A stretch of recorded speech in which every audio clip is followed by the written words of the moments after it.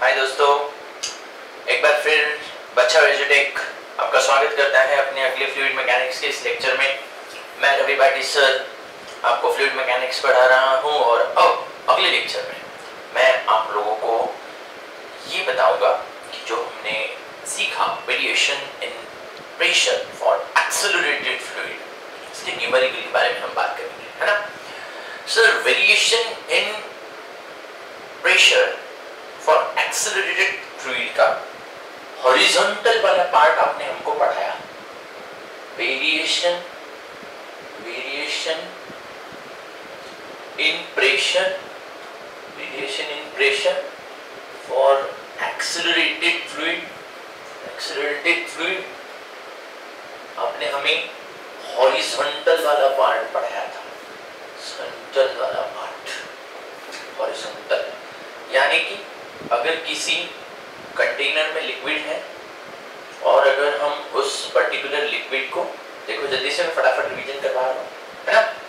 तो जब हम इस लिक्विड को इस तरह से एक्सेलरेट करेंगे तो इस डायरेक्शन में एक्सेलरेट करने के बाद में इसके ऊपर एक सुडो फोर्स आ जाएगा इस डायरेक्शन में, है ना। और मास जो एक्सेलरेशन ड्यू टू ग्रेविटी मतलब वेट डाउनवर्ड डायरेक्शन में होता है तो रिजल्टेंट फोर्स एफ नेट इधर होता है। तो हमने ये वाली बात सीखी थी कि जिस डायरेक्शन में एफ नोट होता है उसको परपेंडिकुलर हमारा लिक्विड का सरफेस बन जाता है। तो जब हम इसको इधर एक्सेलरेट करेंगे लिक्विड ऐसा हो जाएगा। बहुत अच्छे, बहुत बढ़िया। ये चीज हमने यहाँ पर सीखी। फिर सवाल आया कि अगर ऐसे होता है, अगर इस तरह से कुछ हो रहा है कि ये लिक्विड तो बेस से ये हॉरिजॉन्टल सरफेस कितना एंगल बनाता है इसके बारे में हमने सीखा था और बोला था tan theta is equal to h upon l, है ना। लेकिन किसी न्यूमेरिकल में अगर हमें हाइट और लेंथ अगर नहीं है गिवन, लेंथ ये वाली होती है यहाँ से लेके यहाँ तक वाली और हाइट ये होती है, ये वाली हाइट होती है। लेकिन अगर हमें लेंथ और हाइट नहीं दी है तो हमने इसका अल्टरनेटिव भी ढूंढ लिया था और वो था also tan theta is equal to a by g. अच्छा, बहुत बढ़िया। तो ये चीज हमने यहाँ पर सीखी है। अगर ये हमने सीखा है, इतनी बात अगर हमारी हो गई है, ने इंक्लिनेशन के ऊपर एक छोटा सा न्यूमेरिकल बनाया था और उस न्यूमेरिकल को भी हमने यहाँ पर देखा था। चलो अब मैं अच्छा न्यूमेरिकल देता हूँ, थोड़ा अच्छा और अच्छा जेडब्ल्यू मेंस लेवल पर थोड़ा सा अच्छा न्यूमेरिकल आपको देता हूँ। चलो क्या करते हैं, एक लिक्विड, एक कंटेनर है उसके अंदर लिक्विड लेते हैं। एक ध्यान से देखो, क्वेश्चन भी समझ लेना और उसका सॉल्यूशन। यहाँ पर कंटेनर में एक लिक्विड ले लेते हैं। ये देखो, एक कंटेनर में लिक्विड ले लिया हमने, ठीक है। अभी क्या दे रहा है, ध्यान से देखो क्या दे रहा है। ये देता है कि यहाँ ये 3 मीटर का फ्लूइड है। कितना लिक्विड है? 3 मीटर, ठीक है। 3 मीटर हाइट तक है और कहीं तो भी 3 मीटर हाइट तक का ये फ्लूइड में काम करते हैं। थोड़ा बदल देता हूँ मैं न्यूमेरिकल को, हम इसको ऐसे कर देते हैं कि ये पूरा टैंक 3 मीटर का है। चलो न्यूमेरिकल बड़ा अच्छा कर देता हूँ। देखो जेडब्ल्यू मेंस का सवाल है, ठीक है। ये कंटेनर की हाइट 3 मीटर है। यहाँ ये वाला जो उसका बेस है 5 मीटर है और लिक्विड की हाइट 2 मीटर गिवन है, ठीक है। 2 मीटर लिक्विड की हाइट गिवन है, ठीक है। सवाल ये है कि हम कितना एक्सेलरेशन लगाएंगे। सवाल ये है कि हम कितना एक्सेलरेशन लगाएंगे so that liquid will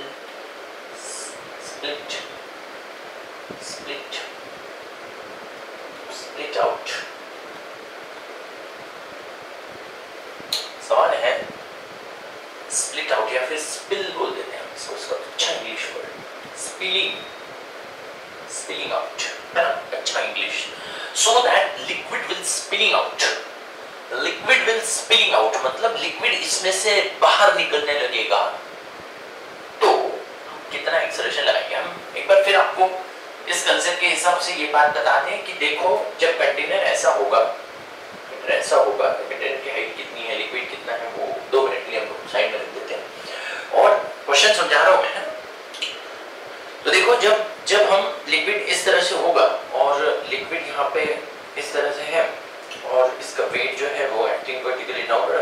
में अगर इसको एक्सेलरेट करेंगे तो इस डायरेक्शन में इसके ऊपर एक सूडो फोर्स आएगा, मास इनटू एक्सेलरेशन, है ना। सूडो फोर्स इस डायरेक्शन में आ गया, तो अगर इन दोनों का रिजल्टेंट निकाला जाए तो नेट फोर्स इस डायरेक्शन में आ गया, इन दोनों का रिजल्ट नेट फोर्स इस डायरेक्शन में, नेट फोर्स इधर आएगा तो इसको परपेंडिकुलर यहाँ पर ऐसा होगा, ऐसा परपेंडिकुलर इसका सरफेस हो जाएगा, यानी कि लिक्विड ऐसा हो जाएगा। तो क्या हुआ, ये लिक्विड जब ऐसा हो जाएगा तो यहाँ से बाहर आने लगेगा, इसको बोलते हैं स्पिलिंग आउट। लिक्विड वहां से जो बाहर आ रहा है कंटेनर के हाइट के बाहर स्पिलिंग आउट, तो कितना एक्सेलरेशन करना होगा, ठीक है। तो चलो सब लोग पॉज करो और इसको सॉल्व कर लो, ठीक है। पॉज करो, वीडियो को पॉज करो और इसको सॉल्व करो, आपका आंसर करेक्ट आ रहा है क्या वो चेक करो। चलो पॉज कर लिया, चलो 1 2 3 4 मैं सॉल्व करने जा रहा हूँ। चलो तो ठीक है, होपफुली आप लोगों का आंसर आ गया होगा। जिन लोगों का आंसर आया 4 मीटर पर सेकंड, बिल्कुल करेक्ट आंसर है आपका। जिन लोगों का आंसर आया 4 मीटर पर सेकंड, ये बिल्कुल करेक्ट आंसर है। चलो ठीक है, चलो मैं बताता हूँ इसका सॉल्यूशन आपको, बड़ी अच्छे से आपको समझा देते हैं कि क्या हुआ होगा। हमें क्वेश्चन पूछा, एक बार फिर से बता दूं कि 3 मीटर का ये जो टैंक है जिसके अंदर 2 मीटर तक पानी है, 5 मीटर का बेस है और स्पिनिंग आउट। सोचो जब स्पिल आउट की कंडीशन आएगी तो सरफेस ऐसा हो जाएगा। स्पिलिंग आउट की जब कंडीशन आती है, स्पिलिंग आउट की कंडीशन जब आती है तब सरफेस ऐसा हो जाएगा, यहाँ से बाहर निकलेगा, यानी कि ये जो हाइट लिक्विड की को आ रहा है यहाँ पर, मैं का थोड़ा सा मैं एडजस्ट करूं तो ये 3 मीटर है और यहाँ पर कहीं तो भी जो चीज 2 मीटर की हुआ करती थी, 2 मीटर का हुआ करती थी, तो लिक्विड का एक्चुअल फेज, एक्चुअल जो ये था वो 2 मीटर था। ये देखो एक्चुअल में लिक्विड 2 मीटर का था, ध्यान से देखो, बहुत अच्छे से समझा रहा हूँ, 2 मीटर का था। यहाँ से लिक्विड 1 मीटर नीचे चला गया, यहाँ से लिक्विड 1 मीटर नीचे, आपको ऐसे पता चला 1 मीटर, भाई इधर से लिक्विड 1 मीटर ऊपर आएगा तो इधर से लिक्विड 1 मीटर जाएगा, तभी तो लिक्विड सरफेस जो है, ये जो सरफेस हमको दिखाई दे रहा है, ये सरफेस देखो, ये सरफेस जो पहले 2 मीटर पे है, अगर उसको स्पिल होना है, स्पिल एक्सेलरेशन इस डायरेक्शन में, स्पिल इधर से होगा, तो जब अगर आप ये लिक्विड का सरफेस ऐसा टिल्ट होगा तो यहाँ से पानी बाहर निकलने लगेगा, स्पिलिंग होगा। तो स्पिलिंग एक्शन के लिए ये जो सरफेस ऐसा था उसको ऐसा होना जरूरी है। कितना, अगर इधर 3 मीटर जाना है, अभी वो 2 मीटर है, 3 मीटर जाना है तो 1 मीटर ऊपर जाना पड़ेगा, तो 1 मीटर लिक्विड जब ऊपर जाएगा तो बट ऑब्वियस है 1 मीटर लगेगा, लिक्विड इधर से नीचे भी उठेगा, है ना। चलो कोई बात नहीं, तो अगर ये 1 मीटर है ना, अगर ये वाला 1 मीटर है तो बचा हुआ भी 1 मीटर है, ठीक है। अगर बचा हुआ 1 मीटर है तो मैं यहाँ से जब परपेंडिकुलर डालूंगा, परपेंडिकुलर डाल देता हूँ, है ना, तो जब ये एंगल हम ढूंढेंगे तो बात बनेगी, ये एंगल ढूंढेंगे तो बात बनेगी। थीटा ढूंढना चाहिए, कितनी हाइट है, ये वाली जो हाइट है यहाँ से लेके यहाँ तक ये 2 मीटर है, ये 2 मीटर है, ठीक है। और ये वाला जो है, ये वाला हमारा 5 मीटर है। अच्छा सर, बड़े अच्छी बात है। तो इस ट्रायंगल को देखो, इस ट्रायंगल को अगर हम ऐसे लिखें, tan theta is equal to opposite side upon hypotenuse, opposite side upon hypotenuse, तो थीटा कितना आ गया, tan थीटा कितना आ गया, 2/5 आ गया, बिल्कुल सही है। h अपॉन l होता है ना, h अपॉन l, हाइट कितनी, हाइट 2 मीटर है, लेंथ कितनी है, लेंथ 5 मीटर है। Also, एक और बात हम सब जानते हैं कि tan theta h upon l के अलावा tan थीटा a/g भी तो होता है, हमने यहाँ पे लिख दिया tan theta is equal to a/g, है ना। Also tan theta is equal to a/g, therefore a/g is nothing but equal to 2/5, a/g is equal to 2/5। अगर a/g is equal to 2/5 है, a/g is equal to 2/5, तो acceleration कितना हो गया, 2/5 times g, 2/5 times g, बहुत अच्छे। 2/5 times g मतलब 2/5 into g, 9.8 होता है, मैं 10 ले लेता हूँ, 5 1 और 5 2 तो 2 कितना होगा, 4 मीटर पर सेकंड, जो कि हमारा करेक्ट आंसर है। समझ में आ गया सबको, समझ में आ गया, बहुत आसान था। जेईई मेंस के क्वेश्चन इस तरह के होते हैं और अलग अलग पब्लिक पब्लिकेशंस जो आईआईटी और जेईई के लिए होते हैं, इन पब्लिकेशंस में से ये सवाल उठाए जाते हैं और आप लोगों के एक्सप्लेनेशन के लिए यहाँ पर रखे जाते हैं। समझ में आ गया सबको? ये क्वेश्चन बहुत अच्छे से समझ में आ गया होगा। चलो एक और क्वेश्चन और थोड़ा अच्छा और थोड़ी डिफिकल्टी लेवल बढ़ा देते हैं, थोड़ा और अच्छा क्वेश्चन आपको देता हूँ, ठीक है?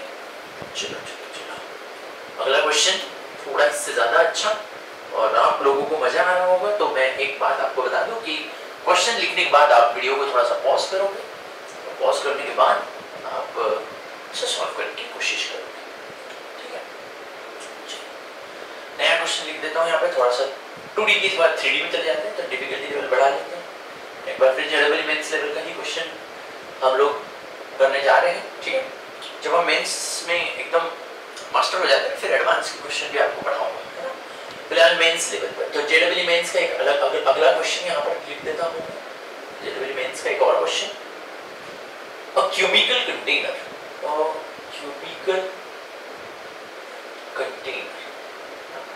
एक क्यूबिकल कंटेनर है। आप जानते हो ना क्यूब कैसा होता है? क्यूब होता है ऐसा एक स्क्वायर से बना हुआ 6 फेसेस वाला फिगर, ठीक है? 6 फेसेस वाला फिगर, ठीक है? a cubical container full of water, एक क्यूबिकल कंटेनर पूरी तरह से पानी से भरा हुआ है, full of water.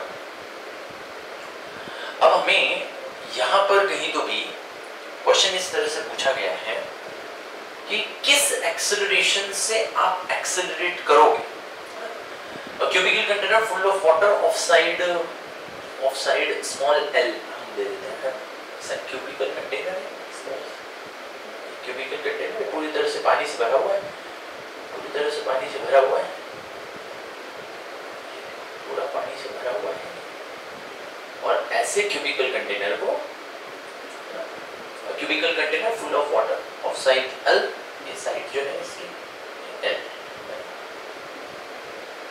L side, full of water पूरी तरह से पानी से भरा हुआ है, ठीक है? इसको हमने क्या किया? एक्सेलरेट किया। इज एक्सेलरेटेड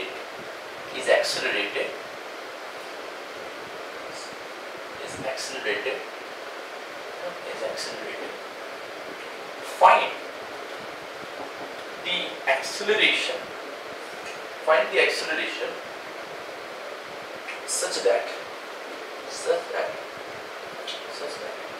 half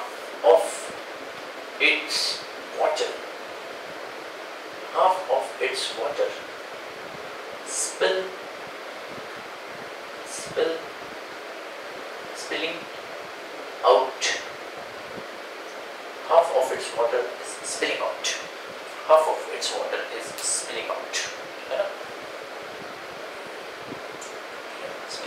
या फिर आप ऐसे भी बोल सकते हो कि find the acceleration such that half of its water, half the total volume of water comes out of the container, है ना? Out of the container. तो जल्दी से पॉज करो और सॉल्व करो, फिर एक बार आपको क्वेश्चन समझा दूं। क्वेश्चन अभी आपके लिए मैंने यहाँ पे लिखा है। क्वेश्चन ऐसा है कि मान लीजिए कि एक क्यूबिकल कंटेनर है और क्यूबिकल कंटेनर में से ये पूरी तरह से पानी से भरा हुआ है जिसकी साइड एल है। Acceleration, find the acceleration such that half of its water, आधा पानी उसमें से बाहर चला जाएगा। चलो सॉल्यूशन देख लेते हैं। बहुत आसानी से, बहुत अच्छे से हम लोग सॉल्व करेंगे। एक और क्वेश्चन आपको दूंगा मैं सॉल्व करने के लिए। तो चलो, क्या हुआ, एक कंटेनर है जिसके अंदर पानी था, क्यूबिकल कंटेनर है, इसको हमने चिल किया। देखो हाफ ऑफ मतलब क्या होगा, आधा पानी बाहर चला गया मतलब क्या होता है, ऐसे डायगोनल वाला पार्ट हो गया। तो डायगोनल वाला पार्ट आ गया तो ये देखो कितना पानी बचा है। 3D में दिखाएगा, ध्यान से देखो, समझो जरा अच्छे से इस चीज को, बड़े अच्छे से समझ लो। देखो 3D में बहुत सारा पानी, तो इसमें से आधा पानी बाहर निकल गया, आधा पानी बाहर निकल गया। अब सोचो ये वाला एंगल कितना होगा, ये वाला एंगल कितना होगा, ये वाला एंगल होगा थीटा, ये वाला एंगल थीटा। चलो बढ़िया, ये वाला एंगल थीटा है। ये लेंथ कितनी है? ये लेंथ एल है, ये लेंथ एल है। ये वाली लेंथ कितनी है? ये वाली लेंथ भी है। चलो बहुत अच्छे, ये वाली लेंथ भी एल है, ये वाली लेंथ भी एल है और ये थीटा है। तो अब मुझे बताओ tan theta is equal to कितना होता है? h by L. यहाँ पे तो h भी एल ही है और l भी एल ही है, यानी कि l अपॉन l। तो tan theta is equal to कितना हो गया? tan theta is equal to 1 हो गया। अच्छा, अगर tan theta is equal to 1 है तो हम ऐसे भी तो लिख सकते हैं, but tan theta is equal to a by g। tan theta is equal to कितना? a by g। Therefore a by g is equal to कितना हो गया? 1। तो a कितना हो गया? g। यानी जब आप इसको acceleration equal to acceleration due to gravity से इस साइड पे मूव करोगे तो पानी ऐसा बाहर आ जाएगा।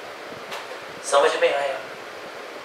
सर इतना इजी क्वेश्चन था, बड़ा मजा आया इसको तो सॉल्व करने। अब इसको थोड़ा सा बदल लेते हैं। क्वेश्चन ऐसा कर देते हैं कि a cubical container full of water of side L is full of water of side L is accelerated. Find the acceleration such that 1/3 of the total volume, 1/3 of the total volume of water comes out of the container। सवाल बदल गया, देखो question बदल गया। अब इसको आप pause करो और सॉल्व करने की कोशिश करो। पॉज कर लो और सॉल्व करने की कोशिश करो। ठीक है, कर लिया पॉज, सॉल्व कर लिया, सॉल्व कर लिया। चलो तो मैं इसका एक्सप्लेनेशन दे देता हूँ। पॉज कर लिया होगा, सॉल्व कर लिया होगा, एक्सप्लेनेशन दे देते हैं इसको।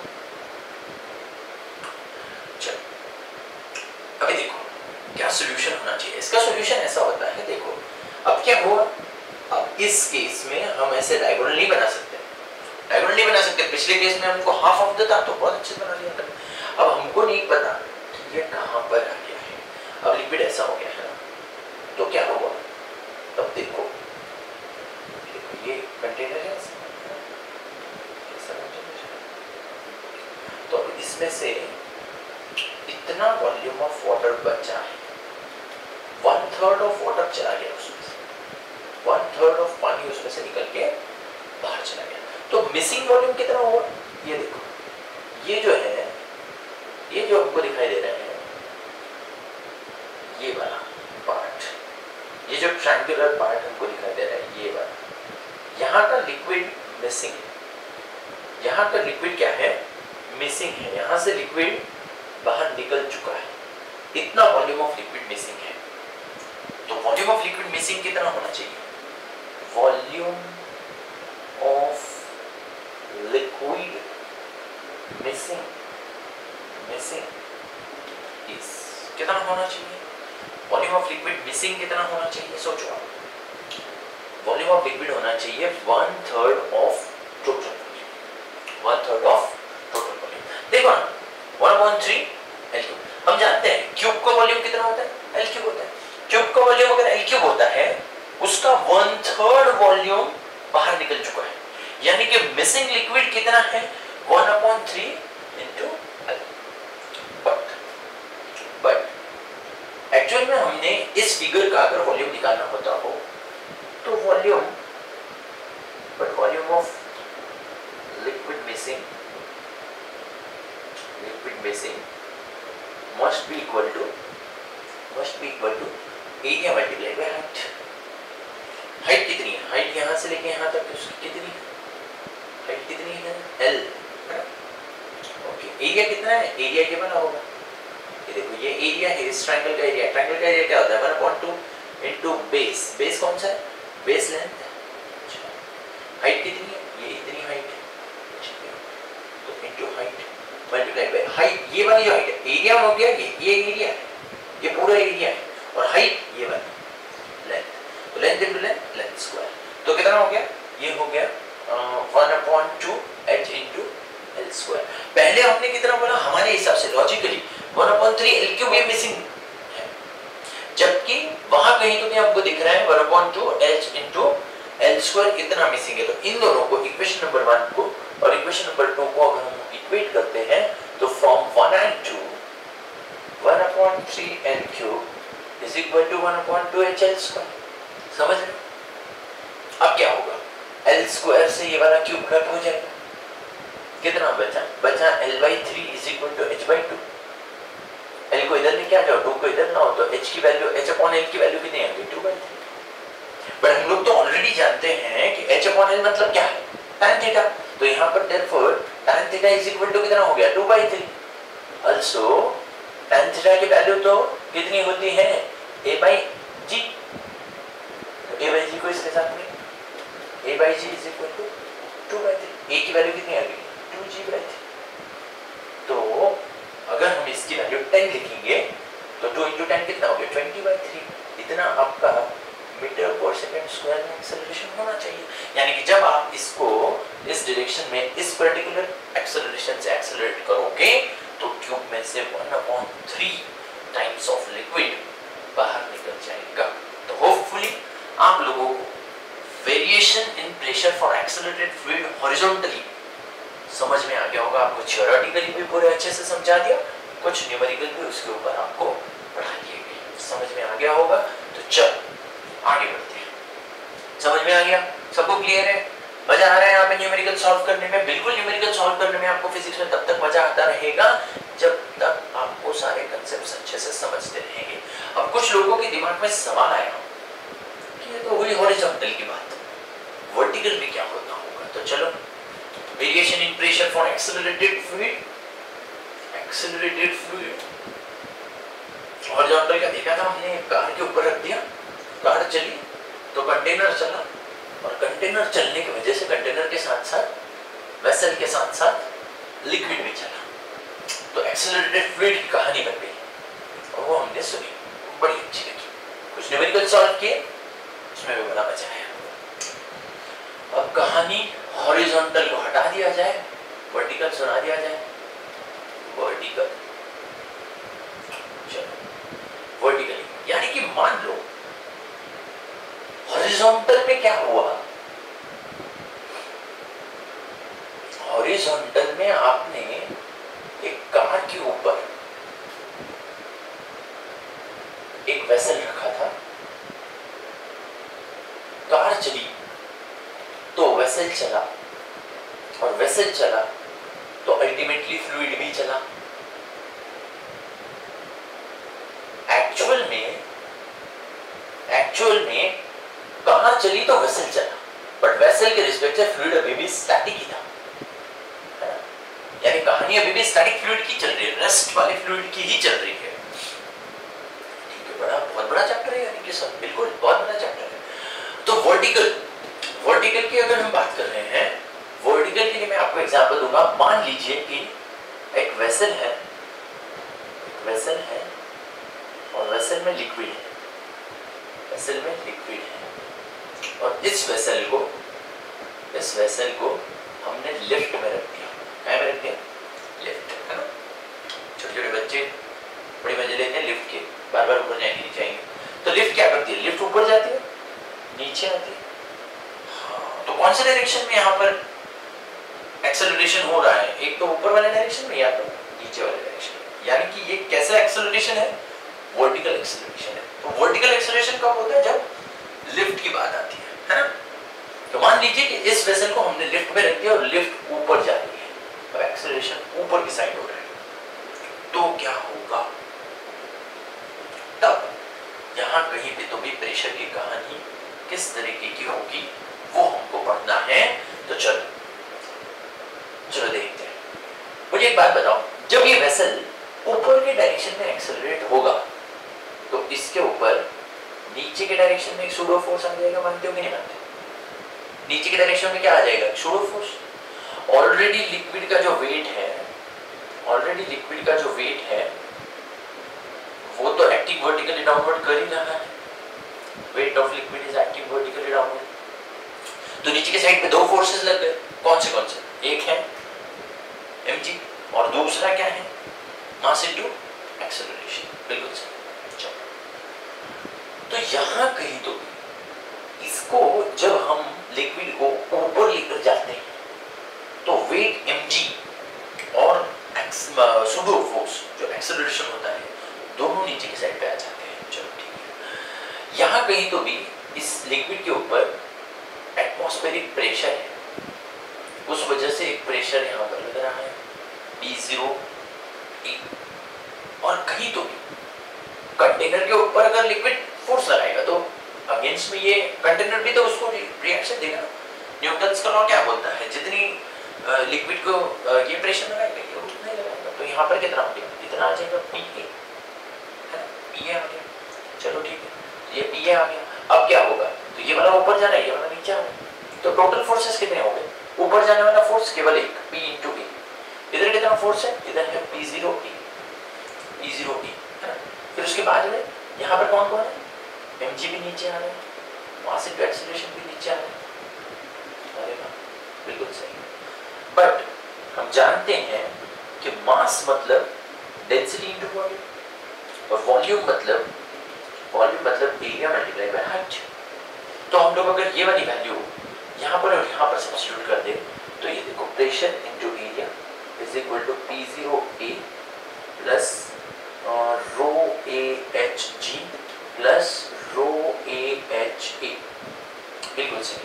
तो यहाँ पर एरिया एरिया एरिया एरिया हो गया कैंसिल, रो H अगर इन दोनों में से कॉमन ले लिया जाए तो प्रेशर कितना हो गया, प्रेशर हो गया P is equal to P0 plus rho in the bracket G plus A into H। वाह सर, बिल्कुल सही, बिल्कुल अच्छा है ना। चलो ठीक है, मान लीजिए कि इसको नीचे एक्सेलरेट किया जाता, मान लीजिए इस लिक्विड को हम लोग नीचे एक्सेलरेट करना, मतलब मान लो कि लिफ्ट नीचे घूम रही है, नीचे जा रही है, लिफ्ट नीचे जा रही है, एक्सेलरेशन किधर गया, मास इनटू एक्सेलरेशन किधर चला गया, ऊपर चला गया।